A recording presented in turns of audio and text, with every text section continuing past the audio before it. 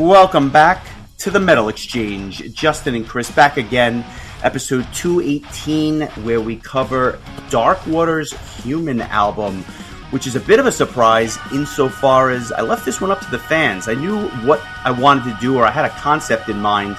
We put a poll up on our social medias, basically picking one band for each of the 4 nights of Prog Power, and in a runaway, Darkwater has won, so I chose their new album, Human, from 2019. I cannot believe this album is almost 5 years old. We'll get to all things Swedish prog in a second.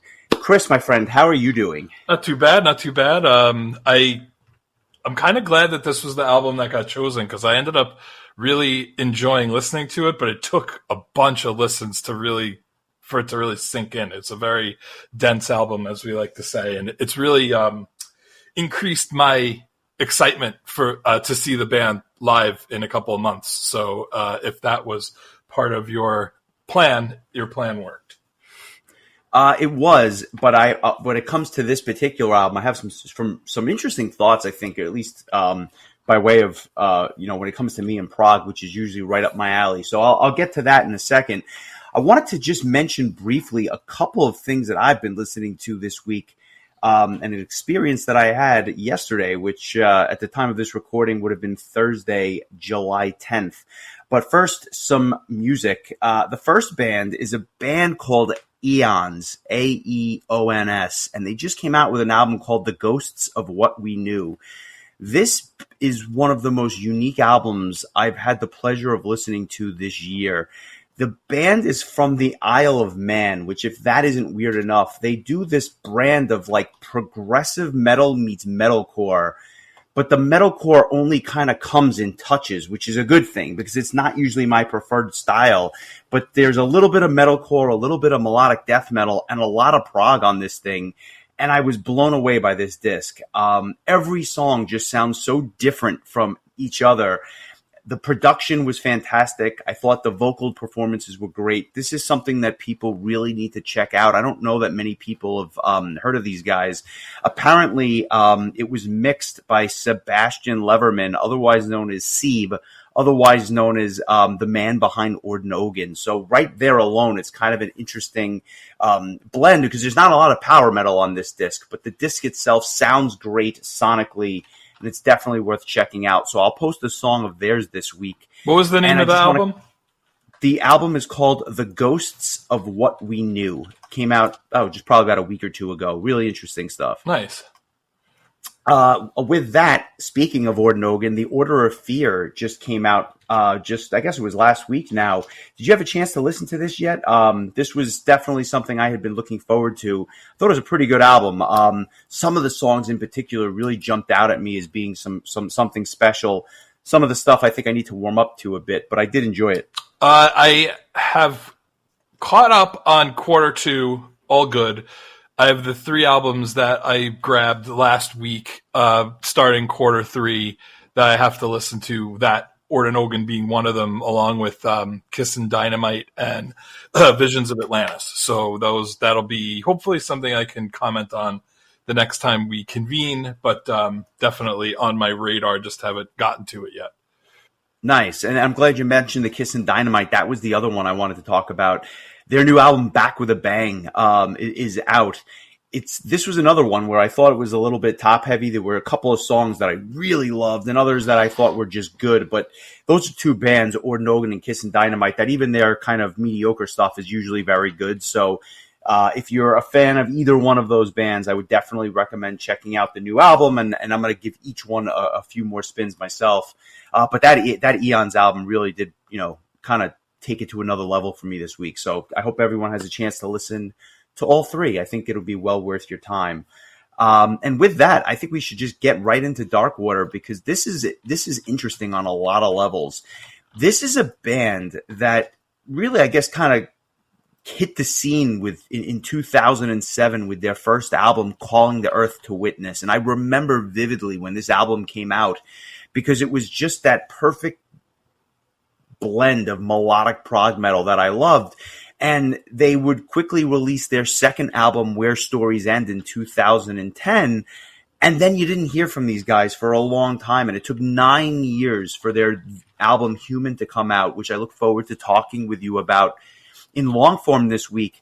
But it's just interesting to me because, I guess in many ways, this is a band where I feel like if they would have kept the momentum going just a little bit longer, they could have been gigantic in the genre, but it's almost the long hiatus may have kind of took them off of people's radars for a bit, and it's a shame because they just write such good, catchy, melodic songs that a lot of people would have, I think, some crossover appeal with a band like this.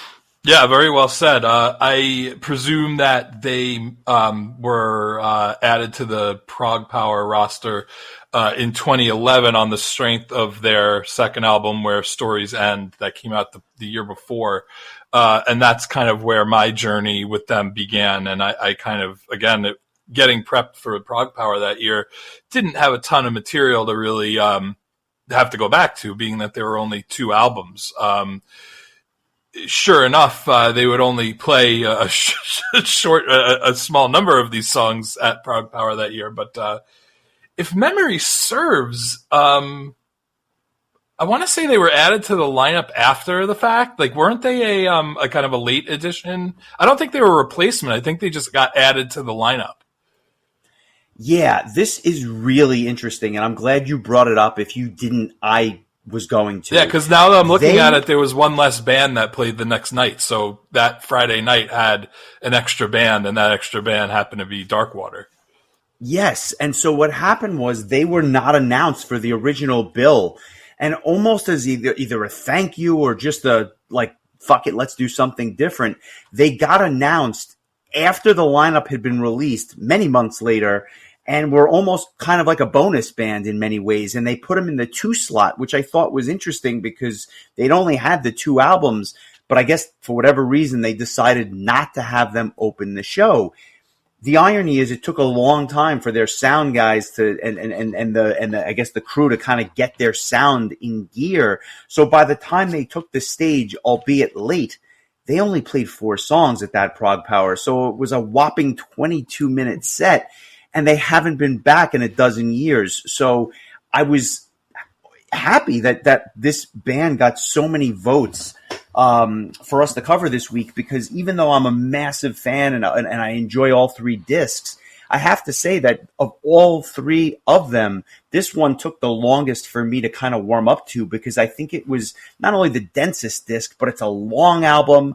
Every track is almost an epic in and of itself, and it was just not as immediately something that grabbed me like some of the other stuff that they had done earlier in their career. But I was so excited to see that they were announced this year, because that I vividly remember their live set from 2012, and even though it was 4 songs, it was really a treat. It just seemed like it was over in the blink of an eye. So to hear them do a full hour set is going to be a real treat for us. I'll never forget, like, Creation's End was the first band that played that year, and I watched their set, and me and Caleb went to the vendor room, and we were just screwing around, and, like, I just looked at my watch, and I was like, damn, I think we probably missed Darkwater. Like, that's a shame. So we go back into the venue, and it's still in between sets, so we're just assuming that like, Voyager's about to go on, and all of a sudden the lights go down, and Darkwater takes the stage, and I was like, oh, I guess we didn't miss them. And then I stand there, watch them, and then 20 minutes later, it's over. I was like, what the hell did I just miss? Like, I clearly missed something, but I guess in an effort to keep things rolling, they had to get their set cut, like you had mentioned. And so that was such a, like, when you think about what followed that with Voyager, Eldritch, Mob Rules, Isan, and Sanctuary, and then the next day Haken opening back when they were, I think they only had 1 album, maybe 2 at the time, and they were actually billed underneath While Heaven Wept, and now kind of look at things. And then we got to see Labyrinth and Forbidden, who we talked about last week or 2 weeks ago, and Therion. That was that was like my 3rd year returning back to Prog Power, and that was a very memorable year, especially Power Glove getting added to the Thursday lineup and opening before Vandenplas and Evergrey. Like, one of these things is not like the other. I'll say. But needless to say, with with the opportunity to kind of dig deep into this album, did it change your perception of the band or your desire to see them live, albeit now for the second time? Like, did anything change for you, or was it something that had been on your radar, over the last decade or so, and it was just something that you knew you were going to watch this time around? Yeah, I always knew that I enjoyed them. I would compare them to like Tomorrow's Eve, who played last year. That like it was a band that I knew that I liked, but needed to do a little more boning up on. And this was a good album because this was probably the material that I knew the least. Because I listened to Where Stories End quite a bit going into the last Proud Power they appeared at. This album, I think I listened to one time when it came out in 2019. This might have been before.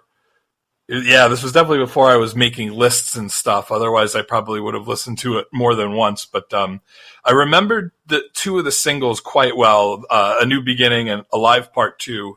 Those ones were on playlists that I had made, so those were fresh in my mind. But the rest of the album, I was really glad that I listened to it because it didn't change my perspective on the band, but it did make me more excited to see them live, especially like a full-blown 60-minute set rather than, a cut, like a third of that or whatever it ended up being back in 2012. So, or 2011. So yeah, I am definitely looking forward to seeing them. I presume that a good portion of the set will be, contain songs from this album. Yeah, the thing is, if a lot of the set contains songs from this album, they may only play 6 songs this time around, just given the length. But kidding aside, I don't really think it matters what they play. I think I'll be excited. The band has remained. They played at Prague Power Europe last year, and they literally played 3 songs from each album. So I don't know. Listen, I mean, if that would be fantastic, I just don't know that they're going to get the same amount of time this year. They're opening, which maybe will help with the sound issues and whatnot, but I just don't see them having time to play 9 songs. But maybe listen, stranger things have happened. That would be lovely, and maybe they'll even get on a bit early as a make good for last time. I think it's the least they could do for the band. What I was going to say is the band has remained remarkably intact for a band that doesn't put out a lot of albums. Other than one, change at bass, the band remains largely the same as it was back in 2007. And that's Simon Anderson now on bass, Tobias Enbert on drums, Marcus Sigfridsson on guitars, Magnus Holmberg on keys, and of course Henrik Bath not only on guitars but on lead vocals. This is a monster lineup, but this is not complex just for complexness' sake, if that makes sense. This is not like prog where it's like wankery prog. This is very melody-driven, song-driven, but at the same time, I think that everything they do is so unique, at least as it relates to themselves, that their songs are, as standalone tracks, are very, very memorable.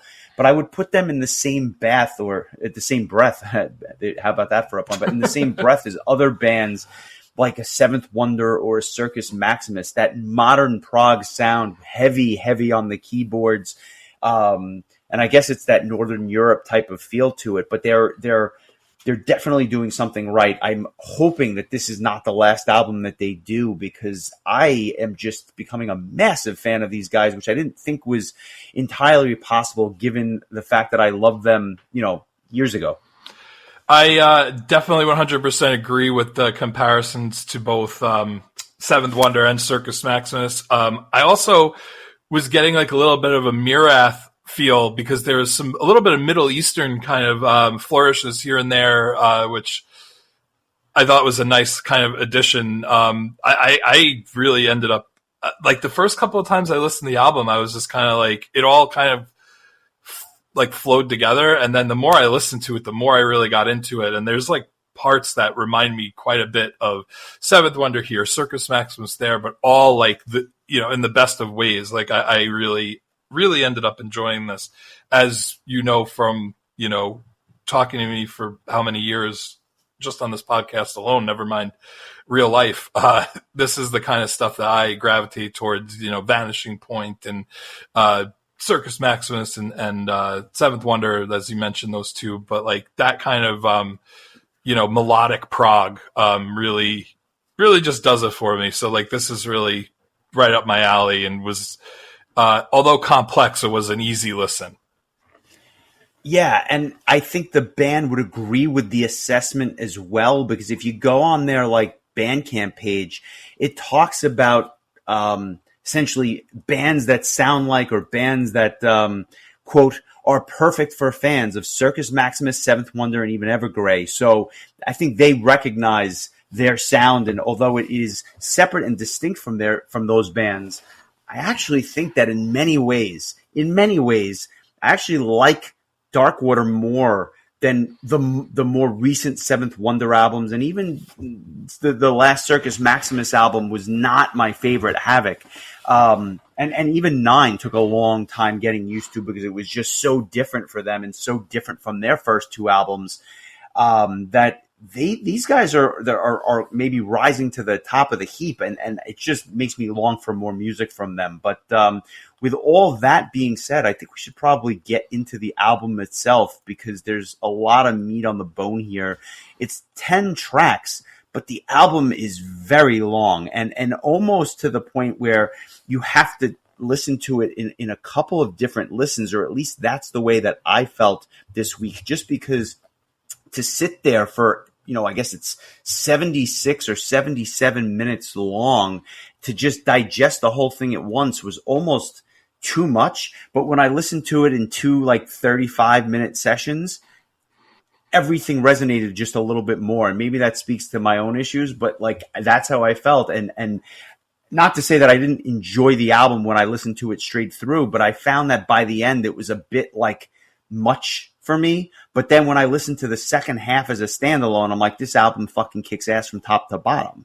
Yeah, you probably should have bought the vinyl copy of it if such a thing exists, because it's probably four, I guess two sides of two records probably. Yeah. That probably break it up quite nicely for you. Although I don't know, sometimes with prog albums, it's you might only have one song on one side of an LP. So.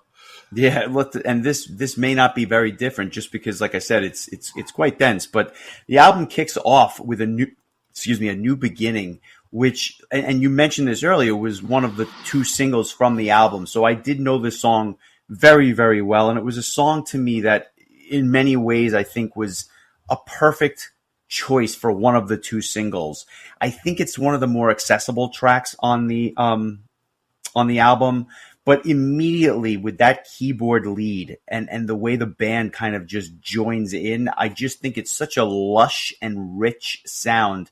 And really, I guess, a credit to Jacob Hansen, who is just such a great mixer and producer, and he's credited with mastering this disc as well. He does work with a lot of my favorite bands. Pure Maze comes to mind, amongst others. You can't go wrong with his sound when it comes to prog, and I think it resonates right from Jump Street on this album. This one has solid verses, but the chorus is one of the more memorable on the album. But it's so, I guess, really such a testament to the strength of Magnus Holmberg's keyboard playing, that he almost sounds like he's playing multiple keyboard parts at the same time with each of his hands, but it sounds so good when you put it together that you wouldn't think that it's jarring in any way. Just a great song with a nice bridge that's kind of a callback to, I think, the 70s prog scene in many ways.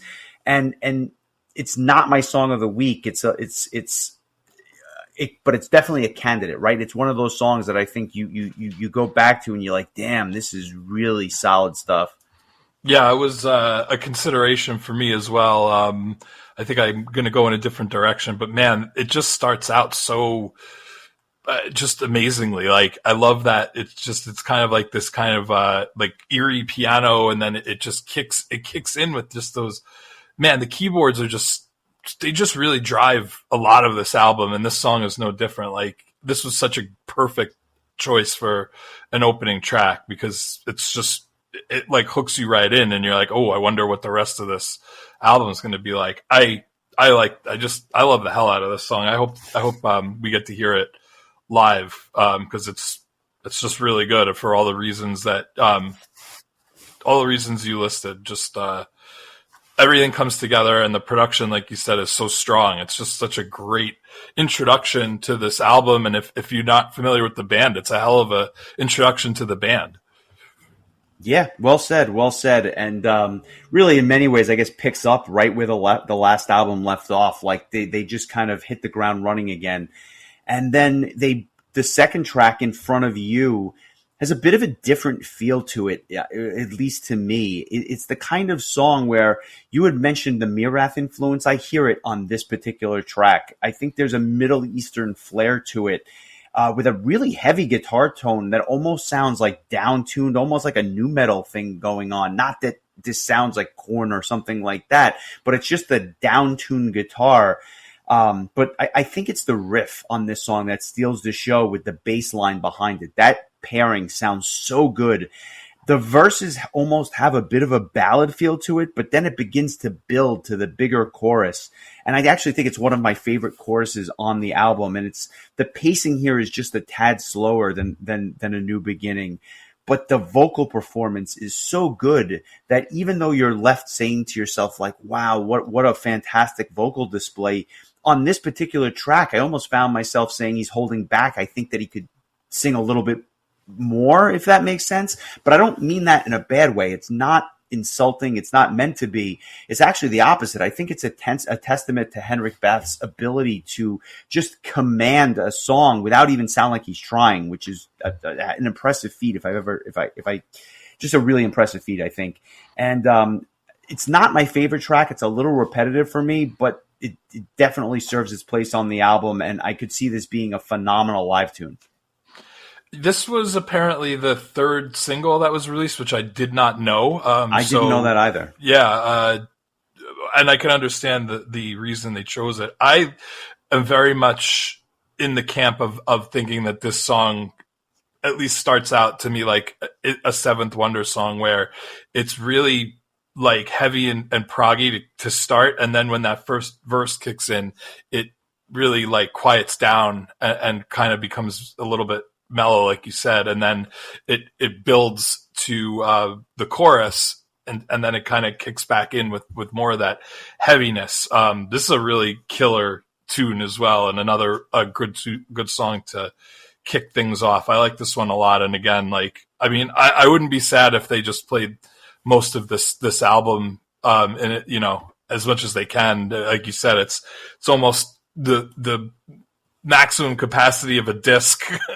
So like at 60 minutes, I don't know that they're going to, have the time, but if there was an album worth hearing start to finish live, I feel like this would probably be one of them. I don't disagree. When Alive Part 2 came out as a single, I don't remember Alive Part 1 being part of it. I think it came out as a standalone track, but that's what we have in front of us. Alive Part 1 and 2. The former being more of a intro or an interlude track. It's basically a 1.5-minute vocal solo over a guitar. It has a very introspective feel to it. It almost reminds me of Fate's Warning, but more than anything else, it just leads into Alive Part 2, which I think was the single that I remember coming out vividly in 2019 as kind of the main or the number one lead single on the album. What are your thoughts on these two songs? And is this the kind of thing that kind of resonated with you back then? Do you like it more now? It's interesting. I find Henrik Bath's vocals to when he's singing like in part 1, where it's like these lighter and higher vocals, reminds me more of Tommy Karabek from Seventh Wonder. But then like when there's parts in part 2 where he's singing a heavier style, where it reminds me more of Michael Erickson from Circus Maximus. Granted, these are all,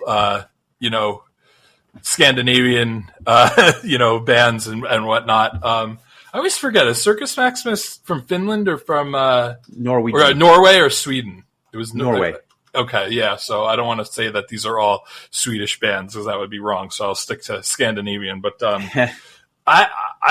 Alive Part 2 just always resonated with me from when it released as a single to the point where like it was always, every time I listened to this album this week, it was the highlight. So I'm going to make this one my song of the week. I just really, really like this song. And I had a difficult time choosing between this and A New Beginning, which are the first two singles that were released, so that might have something to do with it. I was just more familiar with both of them, but they are just both such damn good songs. I just think that Alive Part 2, start to finish, might be a slightly stronger song. The chorus is so catchy. Very Circus Maximus-esque, in my opinion. But really great.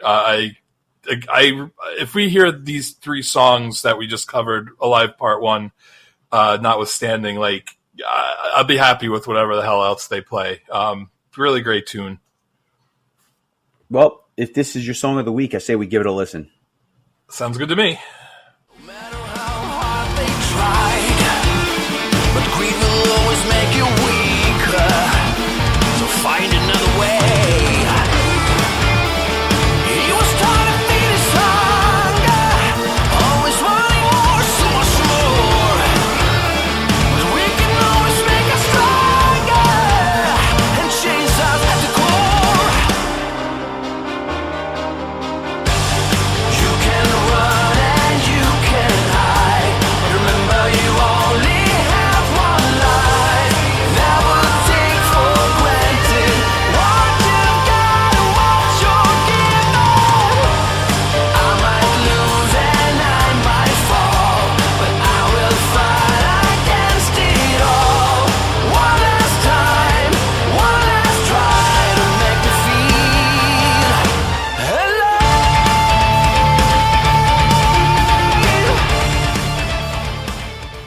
I think that this is back to that more upbeat melodic prog sound, and it really is a home run of a song. I was listening to this in the car shortly before we recorded, and I was thinking to myself how awesome a choice this was for a single. The bass slapping, sample heavy, great cadence. It really has it all. And I think it's a bit more symphonic than some of the tracks that came before it. But I put in my notes, and this is a direct quote. I said, this is an earworm of a tune, and I'll bet it's Chris's song of the week. I just had a feeling that you would kind of love this one. So I'm glad you chose it. It has this understated guitar solo that's really cool because it has keyboards that kind of underneath it. So it doesn't overpower it, but it kind of accompanies it. Really, really good stuff. Great song. I'd almost be surprised if we didn't hear this live. So at the very least, I think you're going to get at least 2 out of the 3 tracks. After that, I have no idea. Yeah, well, like I said earlier, I'll repeat myself. I'm super excited to see this band, even more so than I was before we listened to this. So I'm glad that this was what got voted. Because in all honesty, like, the Twilight Force album was my album of the year last year, so I really didn't need to go back and listen to it again. In fact, I'm probably fine not listening to Twilight Force again until I see them live and just have it be as fresh as possible. Like, I'm good. I know all their material. And I definitely could use a little bit of a primer on, so I'll probably revisit them on my own time before we get to Prague Power. And who was the fourth band we had in the vote? Frozen Crown. Yes, that's a band that I'm actually sponsoring, so I will be well versed in whatever it is I don't know by them at this point, which isn't much. So I think this was actually the best choice, at least for me. And I hope that it gets the band onto some people's radar who might not have been thinking about them as like an opening band or whatever. They may be opening the show, but they are. But like I said, I think it's more of a function of they have to. It's the setup and the fact that it's going to take them a while to get that sound perfect. Because I have no doubt that this is going to be a blistering set. And that's a hard spot to be in, because that's not just the opening the day. They're opening the 4-day festival. So like that's that's a position that like has been held by like I think to this day the most memorable Wednesday opener for me personally was Power Quest, just because it's Power Quest, but at least as far as like the crowd being really into it, had to be Lord. When Australia's Lord opened day one, I never saw the venue that packed for a Wednesday opener, and I think that it was sold out that Wednesday and Thursday was sold out because it was like the Dragon Force Blind Guardian headlining 2 days. Like it was a monster lineup on those 2 days, and that crowd was amped. So like that really added to it, and it was a really high energy set. So I always consider like Lorde to be the measuring stick for opening the like bands to open the festival. So shout out to Lorde. Hey Lorde. Nice. Yeah, big shoes to fill in that regard, but I have no doubt that the room is going to be packed for these guys. I just know they have quite the reputation, I think, not only at this festival, but with the attendees themselves, just because of their, their technical prowess combined with the melodic nature of their songs. Of all the songs on the album, the one that never really gripped me so much was the next one, Reflection of a Mind. And it's the longest song on the album. On an album of epics, it's 11 minutes and 31 seconds. So it's just a bit longer than a lot of the songs on the back half of the album. I've done a complete 180 on this song, and I think that listening to it a bunch of times this week had something to do with it. There are songs that I've said on the podcast have grown on me. This one far exceeded my wildest expectations in terms of the come around that I've done on this. It starts with some real Evergrey vibes. So when they talked about how they compared themselves to Evergrey, and that fans of Evergrey would like this particular band or whatever, I hear it on this track. It's a slower tune. It has this dark, cold eeriness to it. Almost haunting, but I guess it makes sense because when you look at the lyrics and you listen to them, it's really kind of a journey out of one's own mind and the issues that they're kind of facing. It's almost like climbing out of despair in many ways. And if I'm wrong, that's my take on it. So I can't say that with certainty, but that's the way it feels. But I think the chorus really speaks to that. And so the way this song builds and how it gets progressively lighter, almost whimsical, the contrast there is just so good. And then it gets, kind of bigger and more epic towards the end. I'm a huge fan of the song now, and I'm going to make it my song of the week. We'll do 2 tracks back to back. But yeah, Reflections of a Mind just really just blew me away for a track that just never clicked for me before, but it certainly did this week. I want to give it a listen, and then we'll come back and hear some of your thoughts. Nothing dies. Will I see this forever? In the morning I fear mirrors truth. Darkness will rise. It's holding my heart, taking control of my senses. I will not run. Use my soul and I will not feel. I'll embrace this beast. I can't believe it's tearing my mind, and I cannot deceive my hunger for pain. Though I died. Like I said, this song has really just been a complete 180 for me, almost like the protagonist in the song itself, I suppose, in many ways.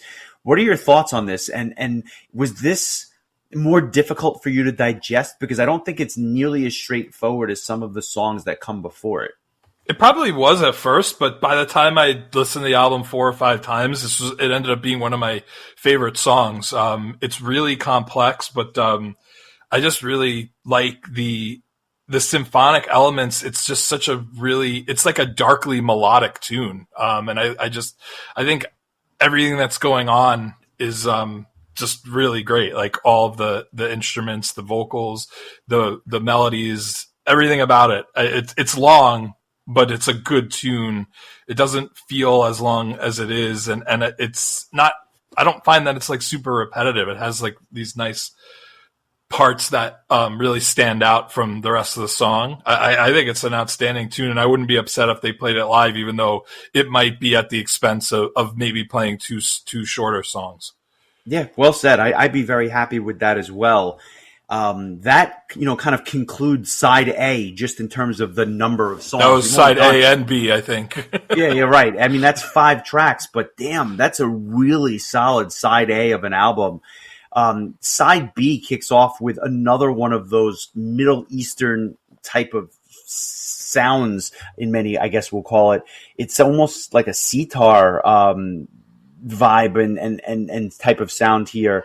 The song itself, Insomnia, is the one I'm talking about. It reminds me of Medusa by Symphony X, just in terms of the cadence and that Middle Eastern vibe to it. But I love this song a lot more than I do the Symphony X version. I think that the vocal performance on this track is incredible. And the contrast, again, between the verses and the chorus is so stark, but it makes the tune stand out. And there's elements of this song, again, that have a bit of a nu metal vibe or even an alt-rock feel just in terms of the guitar work. Not the main riffs, but just in other spots, which I thought was an interesting addition to a prog metal song. This, believe it or not, was probably my 3rd song of the week candidate. So I have nothing but good things to say about this one. I got a little bit of like a late era Khan and Camelot kind of vibe. Yes. Not so much the Middle Eastern like sitar parts. I'm sure Ravi Shankar would appreciate it if he were still around. But the verses really kind of remind me of like that ghost opera, era of Camelot a little bit. But yeah, another great tune. Agree 100% with you.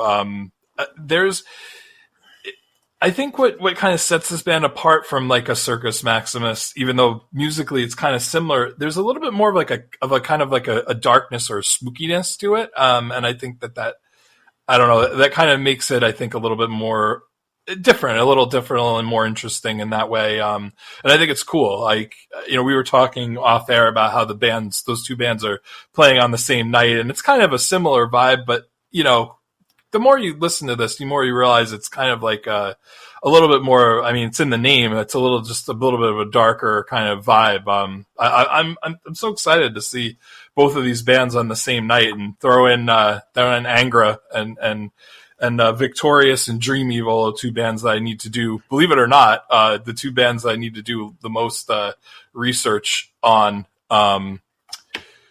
But yeah, that day one lineup is looking better and better the more I listen to. But this outing certainly helped a lot. You mentioned 2 things, and I think that both of them ring true on the next track, The Journey. One, that little bit of a darker feel to it. I think you get that on this track, especially in the beginning with the keyboards and the guitar sound. It almost sounds like a movie score. And I forgot about this song, and I'm not entirely sure why, and shame on me for forgetting it, because this one is another really good one. The second thing you mentioned I hear here is that old Camelot sound, early Khan Camelot, that I think rings true on this particular track. It's very memorable with a very distinctive chorus, because the chorus itself just has a brighter feel than the rest of the song. There are very few bands in modern prog that write songs like this. The band Paralydium comes to mind. Obviously, we've talked about some of the others, but this is really cool stuff. And then you have this instrumental section, which is almost a nod to some of the greats of the 70s prog scene. So they're covering a lot of bases here, but it works well. And again, just shame on me for forgetting this song. It's another brilliant tune. Yeah, 100% with you on that. I again like the symphonic parts, and then just those like layered vocals on those choruses. They're just such big choruses, and I think that they shine through. This is another really strong tune. The lyrics are kind of dark if you kind of delve into them, but just like this is just again like everything I love about prog music. Just super melodic keyboards, symphonic elements, great smooth vocals. Just really good stuff, and this is another track I enjoy quite a bit. I don't know that there were any tracks on this album that I didn't enjoy. Like there were no lulls, I would say. Yeah, I don't disagree. The Given the length of the album, it's a little surprising that they didn't have a true ballad. And I think the closest you get is kind of the beginning of the next track, Burdens. It has an acoustic guitar intro with some really interesting vocal lines, but to be fair, the band kicks in relatively quickly, so it's not a ballad. It's just, this is about as close as you get on the album. And in many ways, this is kind of the blend of the Seventh Wonder and the Circus Maximus. You get it both on this track. The prominent bass lines especially are so reminiscent of Seventh Wonder because of the way that they mix those albums. But then parts of the tune have a more of a Circus Maximus feel, and I think it's a nice blend of the two. The verses are more mid-paced, and then the chorus kind of picks up speed a little bit, which is nice. This is really what opened my eyes to a lot of things. This band can be an easy listen, but if you kind of just have it on in the background while it's pleasant, you miss a lot of the nuances because a track like Burdens has so much to digest. And I think that that's why I enjoyed it so much this week, because when I was listening, I was kind of listening with a more critical ear than I had in the past. So while I always enjoyed the album's much better than I ever gave it credit for, even 5 years ago. And it's missing those nuances, which, again, just because it was lack of time or because I was doing other things at the time when I was listening to it, that I missed out on, that really kind of resonated with me this week. So I'm glad we chose it, and I think Burdens is a very good example of that. Yeah, really well said. If in retrospect, this probably would end up being probably one of my favorite albums of that year. And had we done like an actual list, were we even doing a podcast yet at that point? Probably no, not. This is 2019. Yeah. And I should note, I don't think I mentioned this earlier, but I'd be remiss not to mention that the album actually came out March 1st, 2019. So about a year before the world shut down. So be that as it may. I think in retrospect, this would have probably definitely made my top 20 of that year. Yeah, I'm not terribly surprised by that. Just because of, I'm not terribly surprised given everything. To be honest, I'm looking at my list from that year, and it's interesting. I haven't looked at this in so long. My album of the year that year, and I think it would still hold true, was Beast in Black's From Hell with Love. My number 2, Darkwater's Human. So I liked it then. I mean, I liked the album then, but I think I like it even more now. So I don't know that it would take over the number 1 spot, but it's definitely my number 2 album. That's a hell of a 1-2 punch, though, I have to say. Yeah. And I'm looking at the other albums from that year. That was a really strong top 10. Borknagar's True North, Elevati's Atignados, the Insomnium album, Heart Like a Grave. There's just a lot of good albums that came out that year. But this one, in many ways, stands above the rest. This was just a really solid release. And we're not done yet. I don't know if you have anything else with Burdens. Otherwise, we'll go to Turning Pages, which is track number 9. Yeah, I'll just mention that I really thought the beginning of Burdens with that just acoustic guitar and vocals was right out of the Mercy Falls playbook. Like with some of those tracks with just Tommy and the acoustic guitar, that's kind of what this reminded me of. And I agree with you. It sounded like it was going to head into like a ballad territory, but it just ends up being another proggy tune. But I will just say another song clocking in at over 8 minutes. The last 4 tracks are all at least 8 minutes long.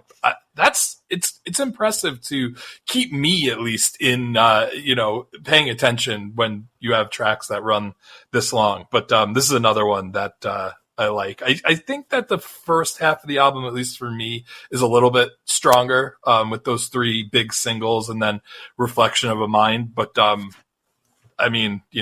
that's just, I think, picking nits at this point.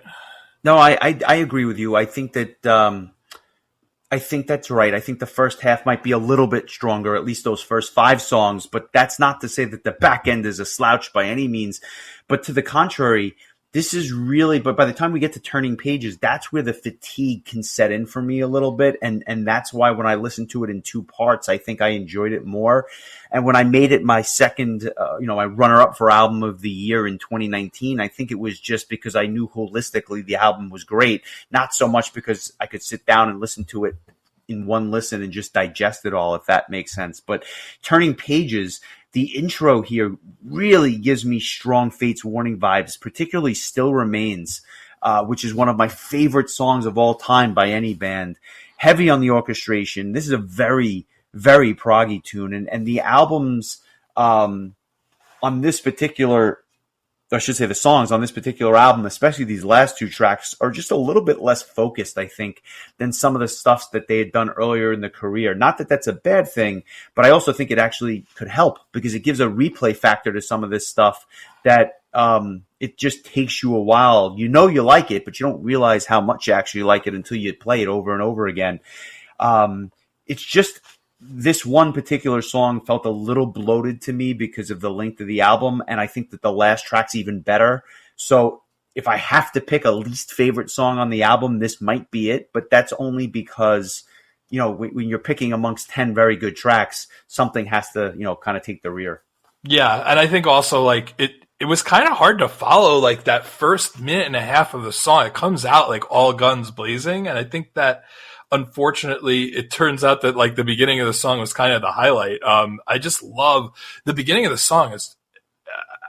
It's just I don't know. It just comes out like just so strong and with these really great orchestrations and whatever. It just I liked it a lot.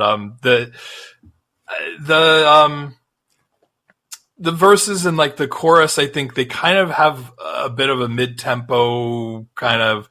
I don't know if it's Camelot or Seventh Wonder that I'm thinking of, but yeah, I'm with you. I think that the final track is a better track, and I think was definitely the right choice to kind of end things on. I mean, like you said, at the length of the album and the length of some of these songs, they might have been okay losing one of the tracks, but I mean, again, I think that's just a nitpick at this point. This is a really strong release.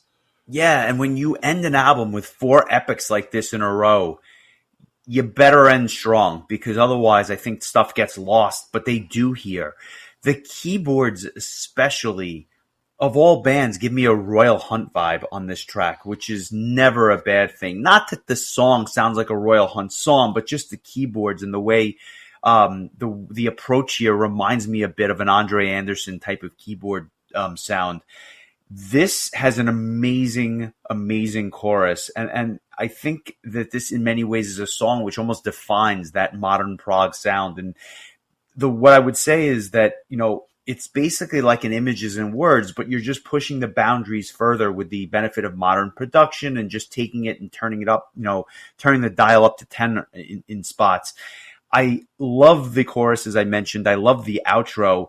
And the biggest compliment I can give this song is that it actually leaves you wanting more, which after 76 minutes is about the biggest compliment I can give to a track. That's a huge compliment.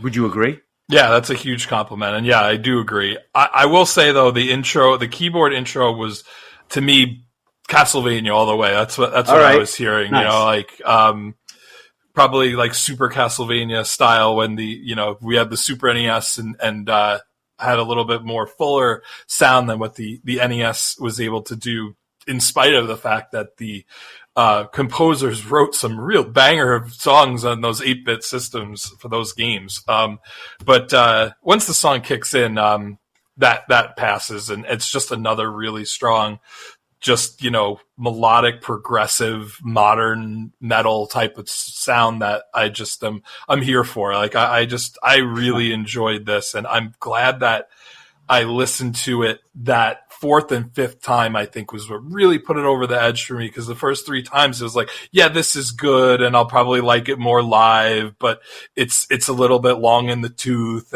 But man, that's why we talk about a lot of times with our Patreon members how some albums, like, you don't give enough of a listen to on initial release. It sounds like you gave it enough of a listen to rank it your number 2 album of that year. I listened to it one time, and again, like, I was a little bit less in the mindset of ranking things the way I am now. So that's part of it too. But like, this is just something that, you know, I'm glad that I was able to go back to and listen to a bunch of times and really have a deeper appreciation for it. And now all that really did was increase my excitement level for seeing the band live in a couple of months. Well, that brings me to two questions. The first of which, is it fair to say that you'll be standing next to me for this set to kick off the festival? And I think the answer is yes. Absolutely. And then number two, the song, the question I always ask, on a scale of 1 to 10, what are you giving Darkwater's Human? A lot higher than I thought it was going to when we were tasked with covering it. I'm going to give it an 8.375. I just enjoyed the hell out of this, and I'm excited to see this band live. And this is probably one of the highest rankings I've given an album that I wasn't super familiar with going into it, but I just enjoyed it that much. Nice. Like I said, I know the type of prog you like. It's probably a lot more this than it is Leprous, so that it makes sense. This is an 8.25 for me. I really enjoyed the album. I have a hard time giving albums anything above an 8.5 because you're talking about all-time greats for me at this point. But this is getting close because we're 5 years in and I still love it. And that's why you gotta embrace the eighth of a point system, because I eventually I'm gonna get there. So the fact that I'm giving this lower than you is shocking to me, but I think we're really splitting hairs. But yeah, this is gonna be a great set. I'm glad it got chosen, and I'm really, really, really looking forward to this live set. So much so that I think they're amongst the top 3 or 4 bands that I want to see the entire weekend. I mean, that's saying something, and they've definitely climbed the ranks for me, although, like I had previously mentioned, I have quite a bit of prep yet still to do. And I'm wondering if there's going to be a band that kind of sneaks up on me. I still have not had a band like what happened with Pretty Maids, where I went from knowing nothing to becoming like a massive fan, all in the course of like the 1 year between when they were announced and when they played. That's the measuring stick as far as that goes. But we'll see. I mean, I have quite a few bands that I'm not super familiar with that I want to get more familiar with. But this was definitely helpful. So thanks to everybody who voted. Thanks to Darkwater for putting the word out on the voting. We appreciate that. And we look forward to seeing you guys in September and getting a full set that you deserve. Super excited. Well said. I want to just mention a pair of news items, but before we do, I want to mention my concert experience from last night. I've seen hundreds and hundreds and hundreds of shows in my life. I've been very blessed. But the show I saw last night was unlike anything I've ever seen in my life. I went to the Grand Ole Opry last night, and I saw 7 artists, some of whom even I think the most casual of country fans would have heard. The headliner last night was Vince Gill, who wrote a lot of those Eagles songs and stuff like that. And I was waiting for you to say that the headliner was Sleep Token. I'm not going to lie. That I did see someone walking down Broadway in Nashville with a Sleep Token shirt, so that was actually kind of funny. I think he was a little lost and maybe half asleep himself from what could otherwise just be a long night the night before. But it's that was a show to behold. I have to say, what a nice little venue that is. And by little, it holds over 4,000 people. So it's not that small, but on a Wednesday night in the middle of the summer, this place was nearly sold out. There had to be at least 3,800 people in the place. I was shocked at how packed it was. And the way they put on a show, they basically just have each artist come out on stage, play about 2 or 3, 4 songs, and then they're on to the next one. So you're getting like a taste of all these different artists, which is kind of cool. But the sound was so good, so good that it was just a top-notch production. And I guess it's a lot easier to replicate, Vince Gill than it is Darkwater. But still, like, it was just like it was in, it was out, and you were on to the next one. A very interesting experience, to say the least. But yeah, I know we sometimes go into the concerts that we see and whatnot. I may even have another concert for you next week because I'm hoping to catch the Foo Fighters on Wednesday. But I digress. Last night was country night, so it was almost a country exchange this week. But that's neither here nor there. Scale 1 to 10. What do we give Vince Gill live? 8.5. No right, question very about nice. it. Higher than Darkwater somehow. Yes, I mean, I expect Darkwater's show to be at 12, so I'll leave it at that. There you go. Two quick news items before we get to our album for next week. Eclipse has announced their new studio album, Megalomanium 2. Now, I have no idea what the hell this is going to sound like, but I'm inclined to think it's going to sound exactly like the first one, because that's what Eclipse does. It comes out September 20th on Frontiers. If you thought the previous title of the previous record was proof of us suffering from delusions of grandeur, then you're probably right. The only way we could top it was to make another one. Ladies and gentlemen, we present to you Megalomanium 2. I think we know what this is going to be, so I'll just leave that there. Obviously, I'll be looking forward to it just because it's Eclipse. And Italian dwarven metalers Windrose have announced their new album called Troll Slayer, out just 2 weeks later on October the 4th on Napalm Records. Are you looking forward to this? I did not love their last album, so I will have guarded optimism, I suppose, on this next one. I have to say I'm kind of more of a fan of their earlier stuff than kind of the direction they've been heading in, but I will definitely check it out. I know that I literally just grabbed the first single, Rock and Stone, earlier today, but I have not had a chance to listen to it, so I will report back on that at a later time. Very good, very good. And that brings us to next week.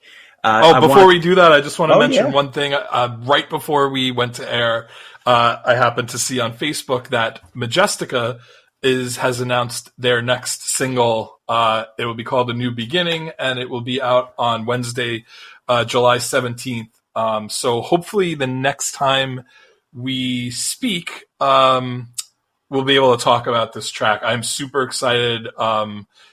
I'm hoping that this is the preamble to a full-length album, because they literally have one non-Christmas themed album thus far under the Majestica name. And also kind of shocking that I have not picked a Majestica / Rainseed album yet on the podcast, but I'm sure at some point that will be rectified. But I'm super excited now that Tommy can kind of focus his more of his time to his own project versus Sabaton as kind of a hired gun in many ways. I'm super excited for kind of a rebirth of this band, and I guess A New Beginning would be an apt title for the first single. So I'm very very pumped for that, and was excited to see that come across the Facebook feed today.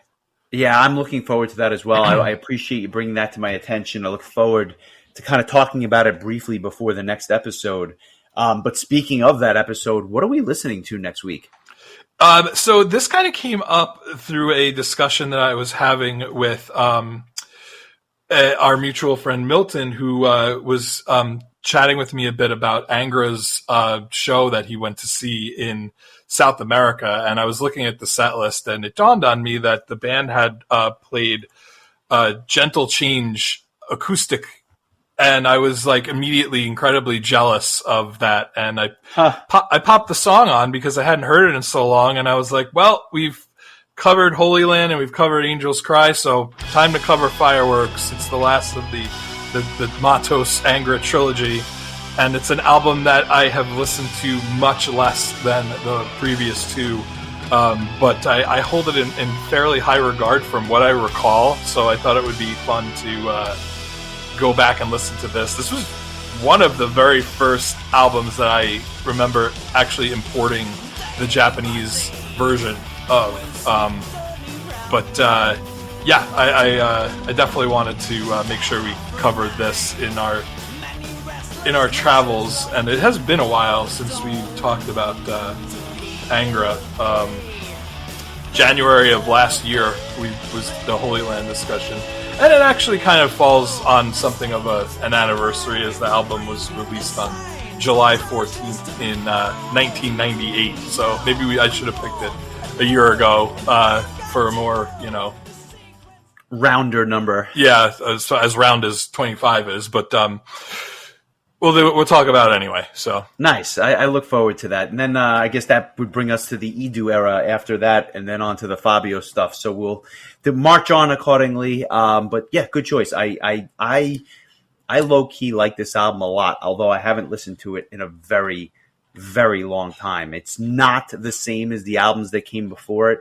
It will never be held in that high a regard. But there's some really interesting choices that were made on this album, and some of them paid off greatly, and other ones maybe not so much, but definitely a good conversation piece, to say the least.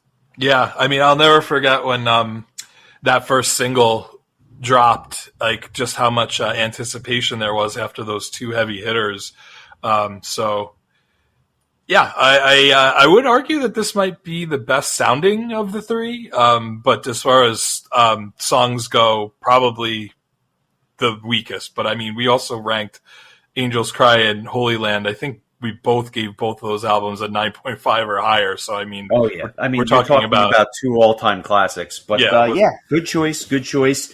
I look forward to covering all things anger and the end of the Andre Matos era. May he rest in peace. So yeah, that's good choice. And thanks again to everyone who has signed up for our Patreon. We really appreciate it. Thanks to everyone else. Please give us a like and a follow if you think we deserve it. And we will come back next week and talk about some Brazilian power prog, or whatever you want to call it, whatever they are. But good choice. So enjoy the week, my friend, and I will catch up with you soon. Sounds good, my friend. Take care.